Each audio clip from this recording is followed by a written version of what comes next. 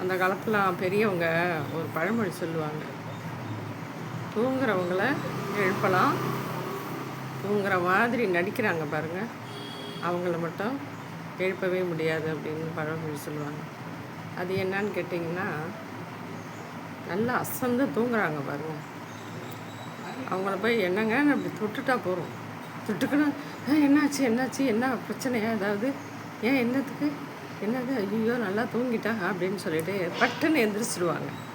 தூங்குறவங்கள எழுப்பினோன்னா பட்டுன்னு எழுந்திரிச்சிடுவாங்க.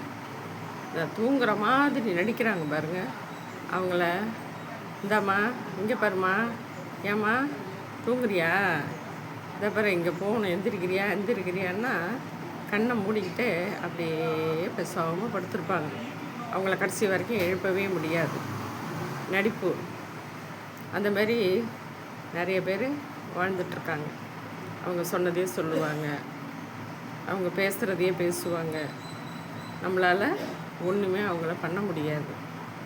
அதனால் அவங்கள்ட்டலாம் நம்ம முயற்சி பண்ணுறது வேஸ்ட்டு, சுத்த வேஸ்ட்டு. ஏன் நம்ம முயற்சி பண்ணணும்? விட்டுற வேண்டியதாங்க.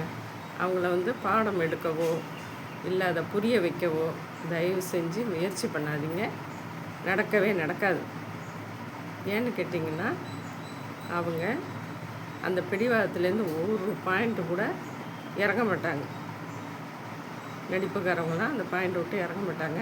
அதனால் தயவு செஞ்சு தூங்குற மாதிரி நடிக்கிறாங்க பாருங்கள், அவங்களெல்லாம் எழுப்ப முடியாதுங்கிறது உண்மைங்க அது. அதனால் நடிக்கிறவங்கள நீங்கள் மாற்றலான்னு நினைக்காதீங்க, கனவு காணாதீங்க.